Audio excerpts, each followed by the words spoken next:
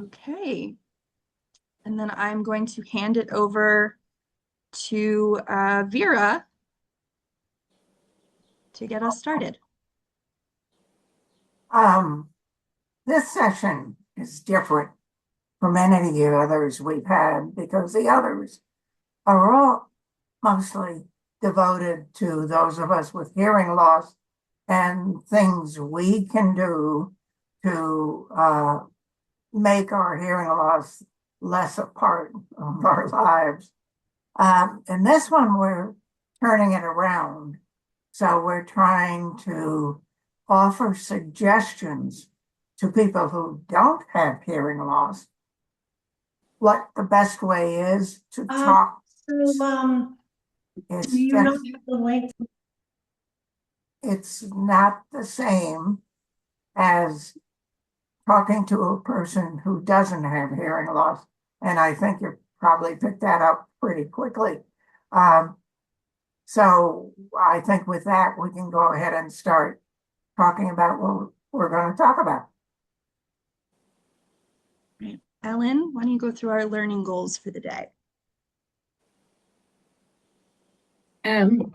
We are hoping to achieve half a dozen goals here this afternoon. I won't necessarily read them to everyone. They go beyond just encouraging everyone to speak up. Anyone, we are hoping that those of you who work with people who are hard of hearing will, first of all, learn a little bit more about hearing loss and what it is, what it can mean to a person, how to improve communication in a conversation, learning about different assistive technology, which might not necessarily help you communicate with them, but might be something that you could encourage others about, and just would good to know about. Number 4 cannot be stressed enough. Patience and empathy for people with hearing loss because it's difficult. There are a number of resources in DC available to people who want to learn about this. And of course, people with hearing loss can use all the advocacy they can get. And so we hope you will learn something about that as well. Let me say something, Alex, that I was intending to say. Um, those of us who have hearing loss really want to hear.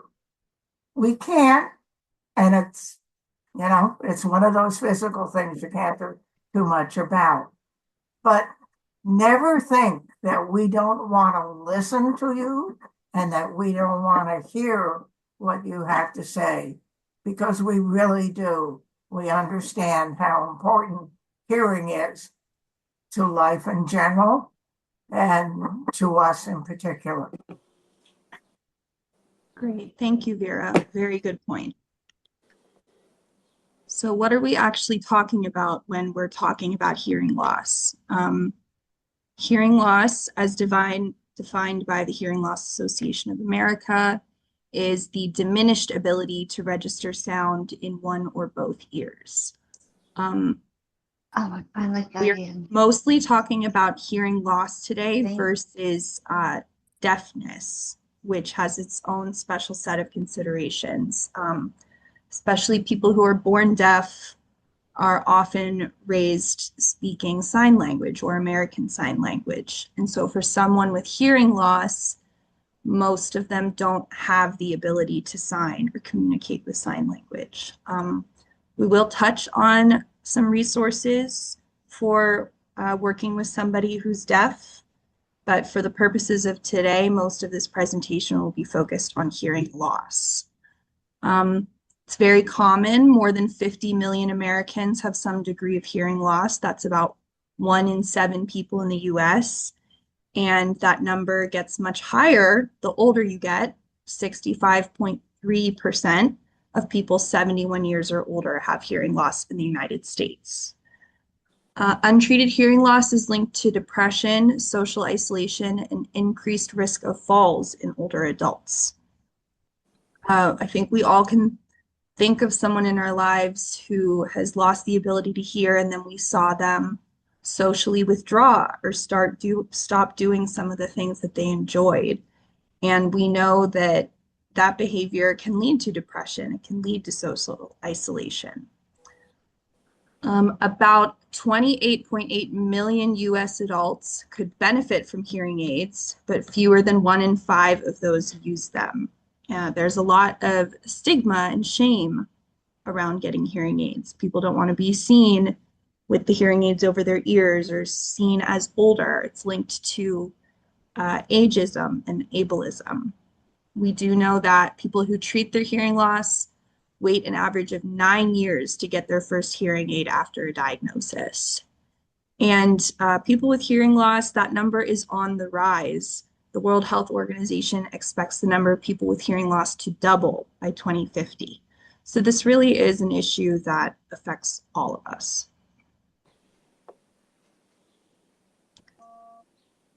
And Ellen is going to talk a little bit about why hearing is such hard work for somebody with hearing loss.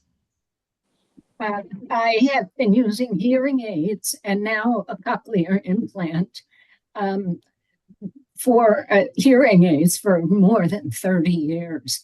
And I can tell you that it is hard work.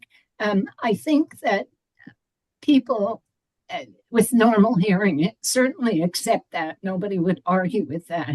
But I don't think people really can appreciate the amount of energy and effort that goes into trying to hear when it's not natural, when it doesn't just come into you. That in conversation, you have to be constantly paying attention, straining to hear.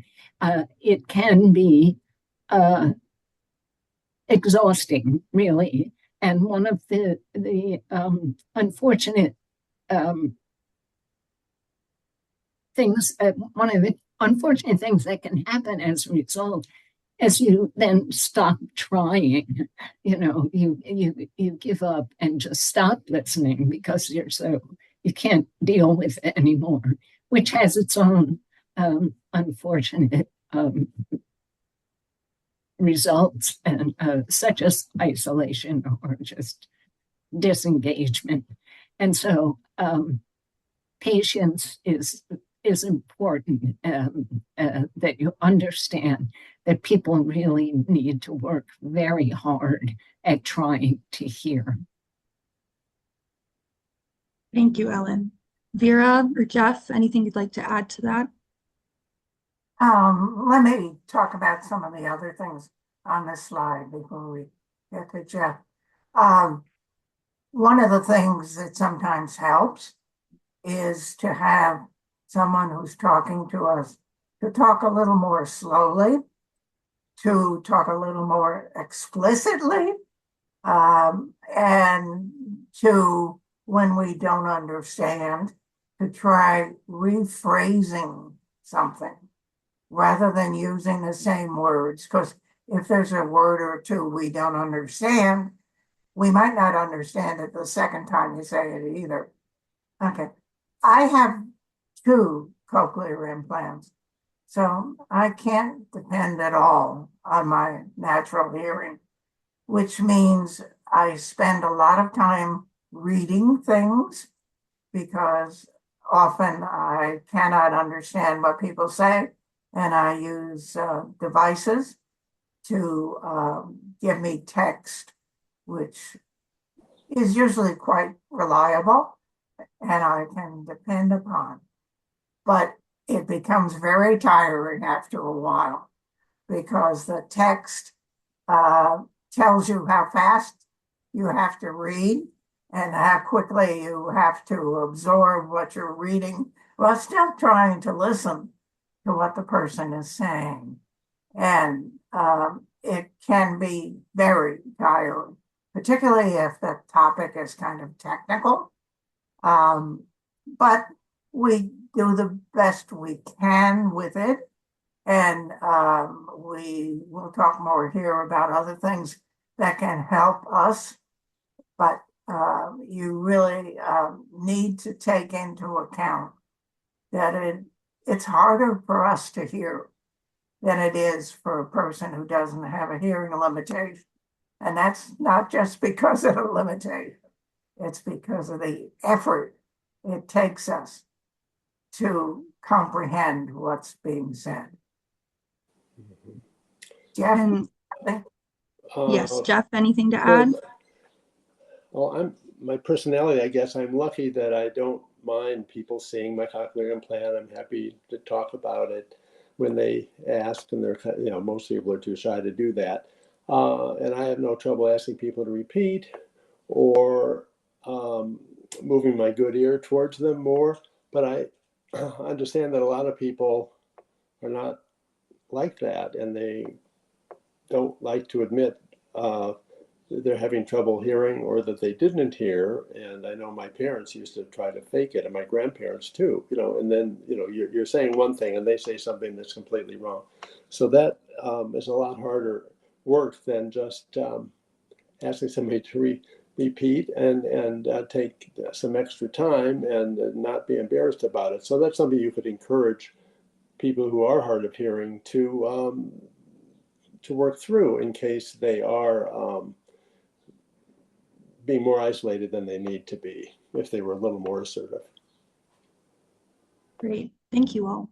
And I will add that cognitively what's happening here is a person with normal hearing hears something, understands it immediately, which allows their brain to immediately process the information. Somebody with hearing loss, it's going to take them more time to actually understand what was said, which means it will take their brain longer to process what that means. So there's actually more time in between when the sound comes in to when the brain actually understands what has been said. So that's why we say moving at a slower pace or taking breaks is important, because cognitively there is a different process going on. It is taking longer in the brain. So now let's get to the tips, the actual tips. How can we communicate better? And Vera is going to talk about what you can do before the conversation to prepare the space. Yeah, these things are really important. When someone with a hearing limitation walks into a noisy space or a space with background music or television on, we know it's going to be a difficult time. So what we ask here is that people who want to talk to us should do what they can to make the environment the easiest for us to understand. First of all, make sure you have the person's attention. Someone was telling me recently that it's helpful to use the person's name to begin. You say, Mary, I want to ask you about X. Because then Mary understands that she really has to listen to what it is you're saying and try to understand it.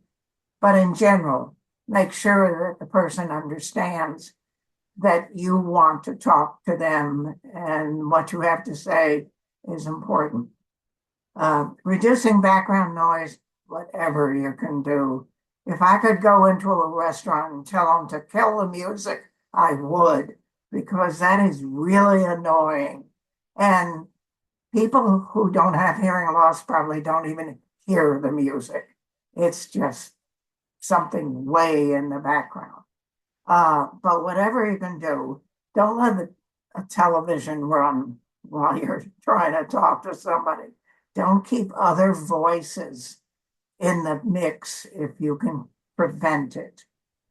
Then when you are really talking one-on-one, try very hard to face directly to the person with hearing loss. We can all do a certain amount of lip reading. Sometimes they give it a broader name, And it includes, even facial expressions and things like that. So if you look directly at us, we're more likely to be able to pick those things up. And if all else fails and you're just not communicating, try moving to someplace that's quieter.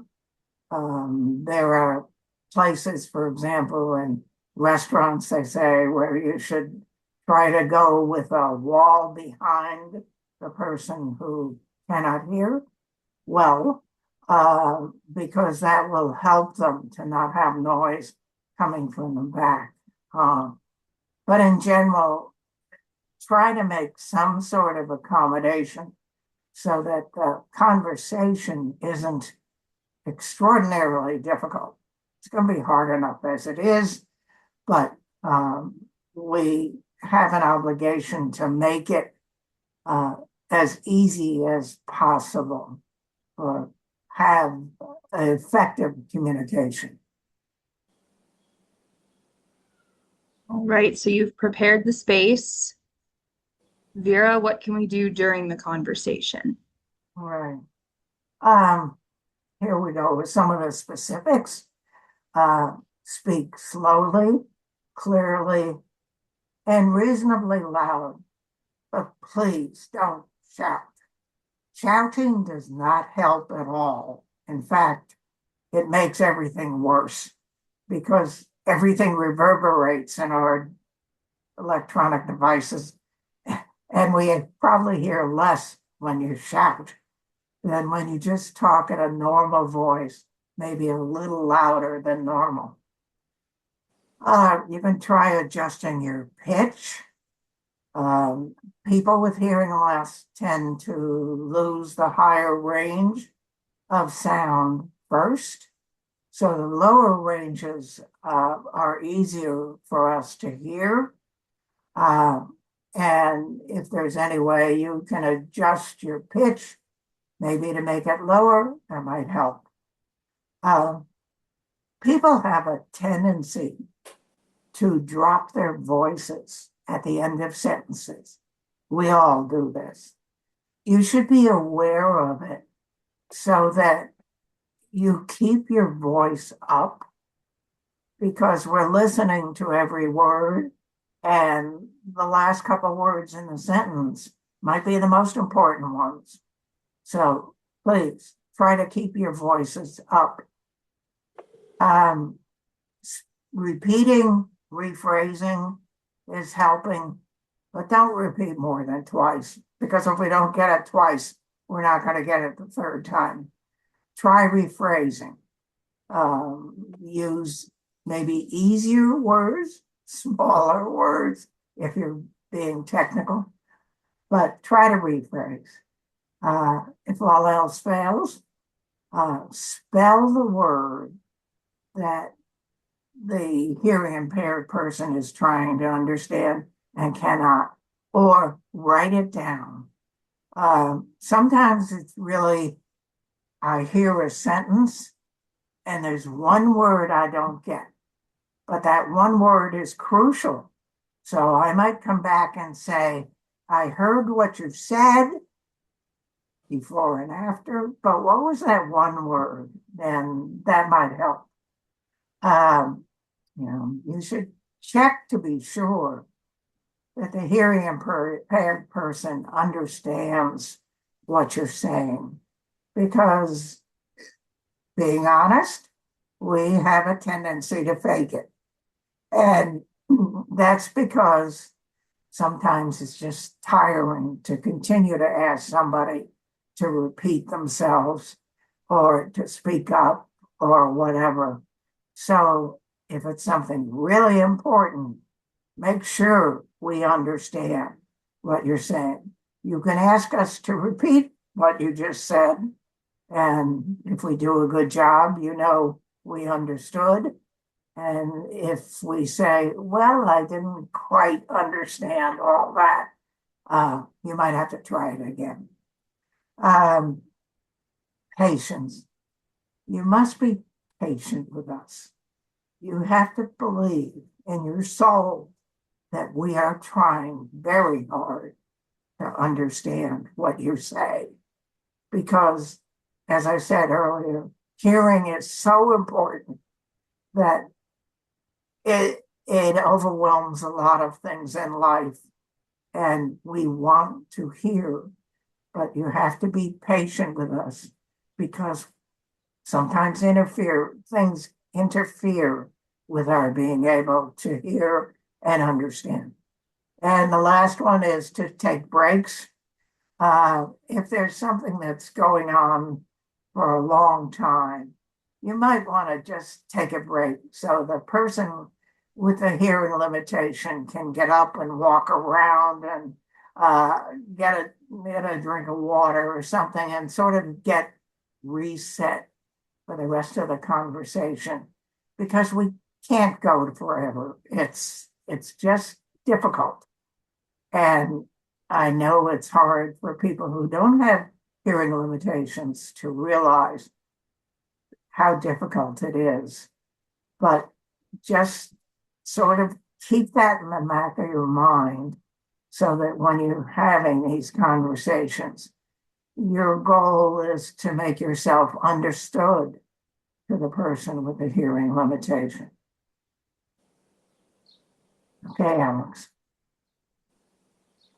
Now we're going to talk about assistive technology, and this is a snapshot of what exists now and what's on the horizon.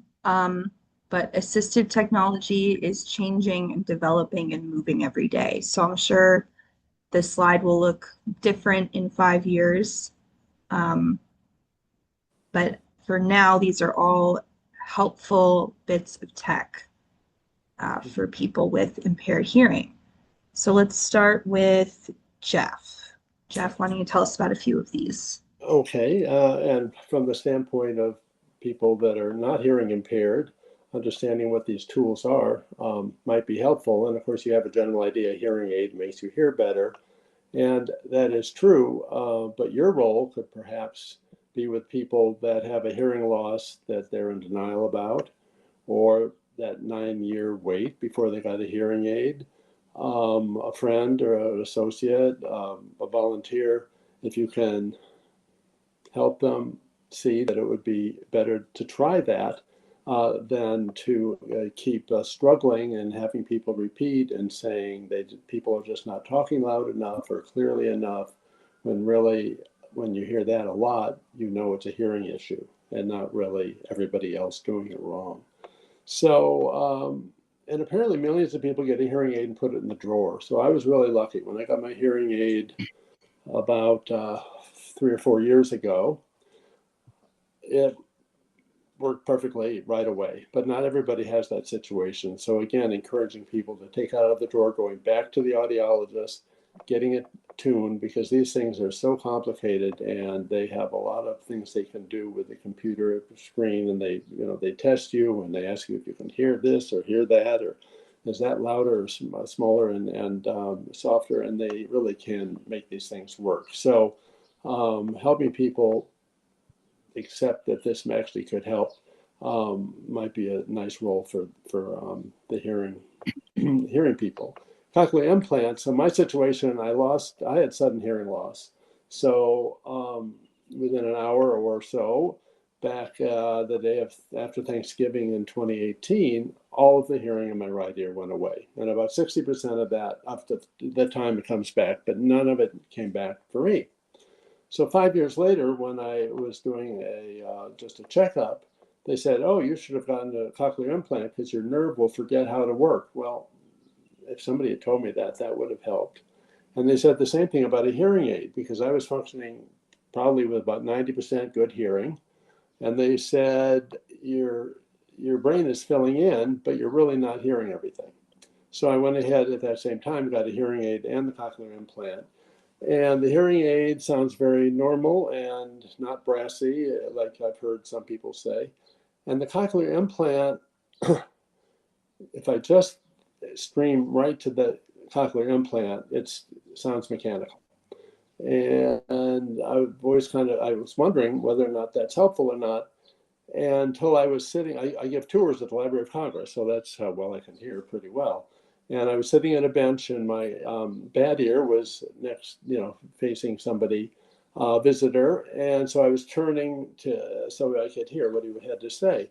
And then I happened to notice my cochlear implant had not been turned on for some, unknown reason. I turned it on, and all of a sudden I could understand that person perfectly. So everybody has to figure out what works for them, and encouragement might go a long way. And then closed captioning, if you did and you don't know how to turn it on your TV, just ask somebody to help, because it's a wonderful tool. For British accents, we've been using it for many years, and my wife doesn't have any hearing impairment that she's aware of. So I would just say get help. And then as a subset of closed captioning, at the theater, we go to Signature Theater out in Shirlington. They have a system called Gala Pro, and you can put it on your own phone, but you can also borrow a phone or an iPad from them. And it has completely simultaneous captioning of what's being said on the stage or sung on the stage. It's an amazing thing. And so a lot of people, I'm sure, just walk by that stand where it says Gala Pro. So again, you can encourage people to take advantage of the tools that are there. That's it. Great. Thank you, Jeff. And Ellen is going to tell us about her mini mic, her microphone.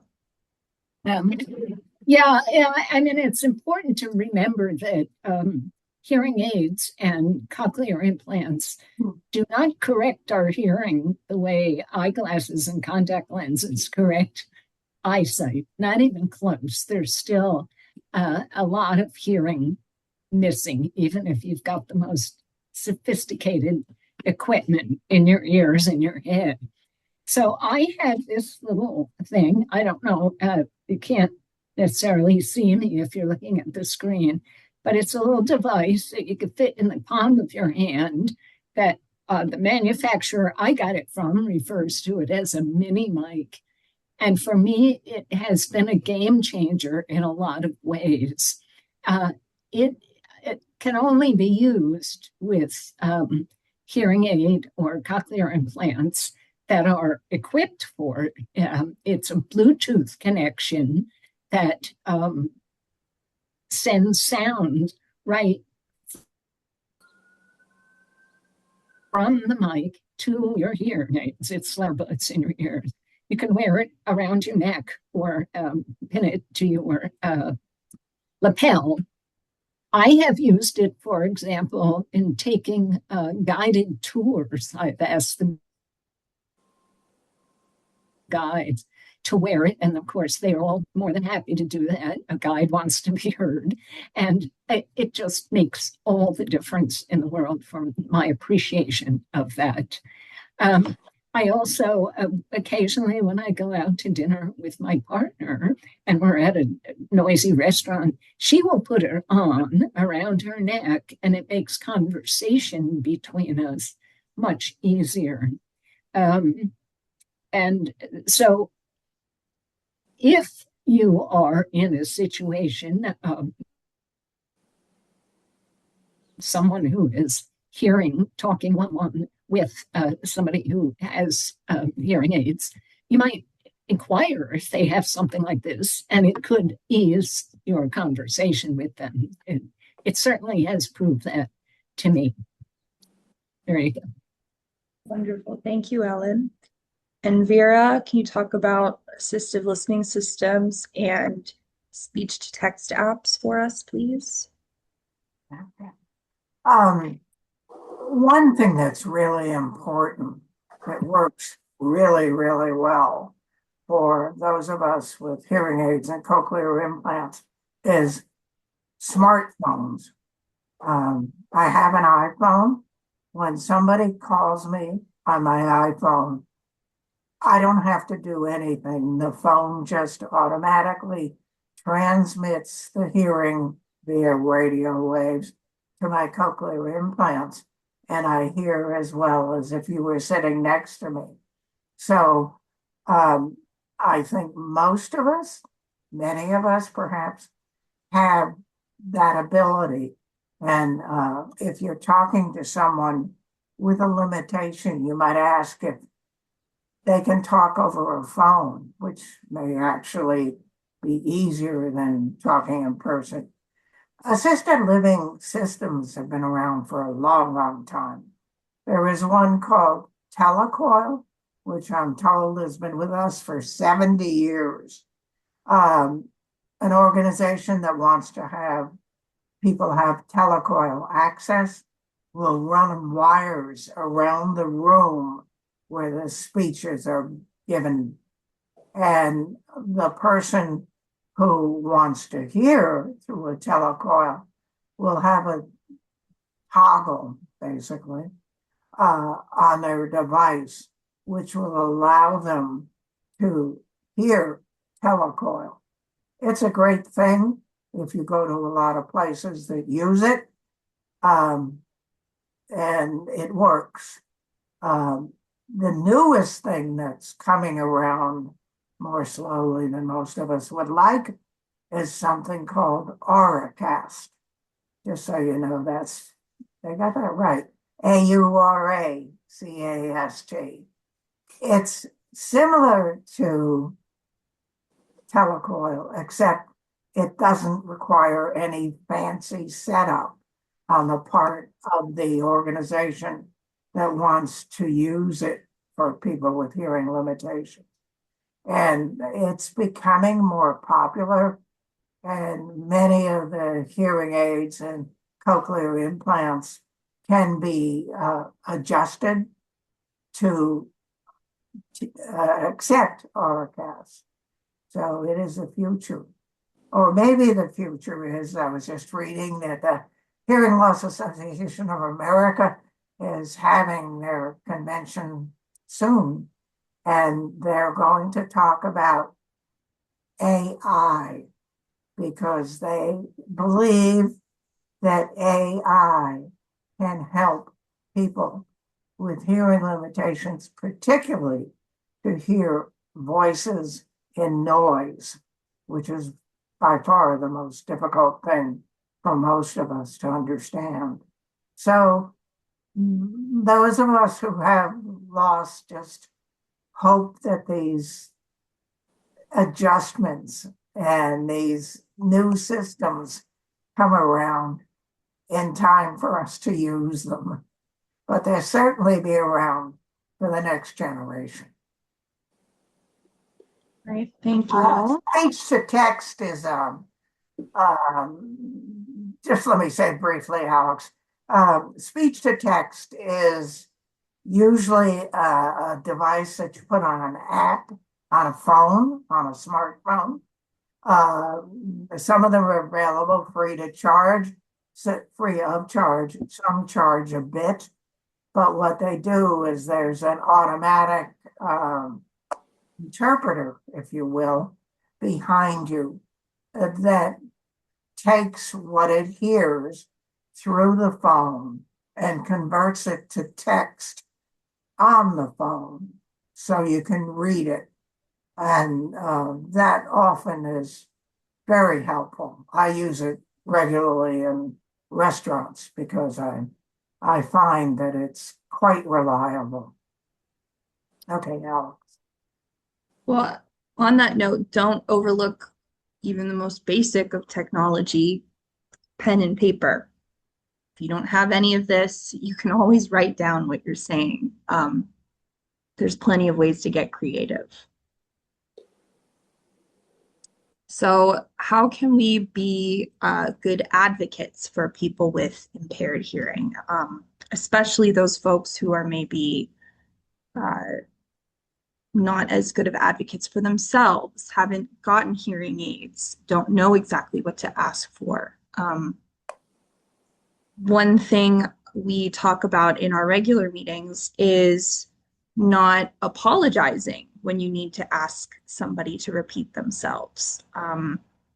Being a good advocate for yourself without being overly apologetic. So something you can let someone know if they say, I'm sorry, I'm so sorry, I can't hear you. You can let them know you don't need to apologize. It's important to me that you can hear. letting them know that that is a priority and it's something you care about as well. In spaces that you go into, maybe you can take note of, oh, it's kind of noisy in here. What do you think we could do to make this space more accessible for somebody with hearing loss? Could we have a quiet area in the room? Could we ask them to turn down the music? Even if you're not there with somebody with hearing loss, there might be people in the room with hearing loss. So just being a general advocate for the community, regardless of if you're with somebody with hearing loss. And when in doubt, you can ask someone, what can I do to help you hear better? And let them tell you what is effective. And so Vera and Ellen and Jeff are going to give some examples of how either they advocate for themselves or how somebody is a good advocate for them in their life. And Vera, why don't you start us off? Oh, okay. I have a husband who's really very good at understanding what I hear and what I don't hear. So at times when we're with a small group and somebody directs a question to me and I don't answer right away, my husband understands that I didn't hear it, or I didn't understand it, rather. So I just turn to my husband and he repeats the question. And because I'm used to listening to his voice and the way he speaks, I generally understand it. What he says it when the person across from me said it instead. So having someone like that to help you when you get stuck is very helpful. Thank you, Vera. And Ellen, why don't you go next? I'm not really sure what I have to add to that. Mostly in terms of personal advocacy, it just helps to have people aware that I am hearing impaired and having a difficult time. And I have found that happens with friends and family, and they, when they remember most of the time, let's put it that way, and help out. And so what I would advise hearing people is just be aware and understand. You know, I don't have much more to say than that. Great, thank you, Ellen. And Jeff? My anecdote is sort of self-advocacy with the customer service lines. I'm sure whether you're hearing impaired or not, sometimes you have trouble understanding the person on the line, either because they're speaking with a little bit of an American dialect you're not up on, or they're going very fast, or they're in India and they have a happy accent. So what I usually do, and again, it doesn't bother me to admit I have this issue, is I say, "Oh, I'm sorry, I I don't hear so well. Could you tell me, repeat again?" I guess I just apologize, but that doesn't bother me either. And it puts them on your side. I mean, when you're not just being difficult or hard to understand or short-tempered, but you really do have an issue. And I find that it really works with people, that I end up with a very successful interchange with people that understand that they need to slow down a little bit. Great, thank you. There are lots of different resources in DC that folks can get connected to. I think it's good to have these in your back pocket so that you can share them with people as you notice they may benefit. We are really lucky to have Gallaudet University here in DC, and they have a wonderful hearing and speech center with great audiologists and speech language pathologists and all kinds of medical professionals. Lots of folks from the village have gone to this speech and hearing center and have had great experiences. Every state has a federally funded assistive technology program, including DC. And it is a wonderful program. They have a drop-in center, they have assistive tech loans, they have technology coaching and teaching they can do. So they are wonderful in helping folks to get better with using their assistive technology or learning what's out there. The East River Family Strengthening Collaborative has a senior services program that includes case management and free hearing aids and assistive technology devices for folks that are deaf or hard of hearing. Hearing aids can be really expensive. A lot of this technology can be very expensive. And so this is a good resource for somebody with lower income or less means to still get connected to these services. The Hearing Loss Association of America is a wealth of knowledge and resources, and we do have a DC chapter.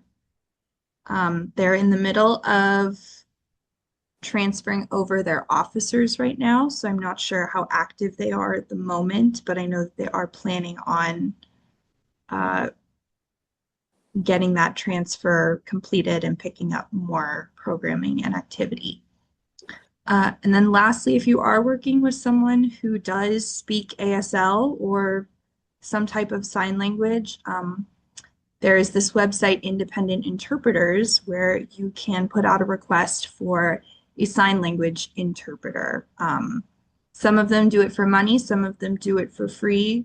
We've used it before for our What We're Hearing meetings and have had some great success with it. So that is a good resource if you're working with someone who speaks sign language.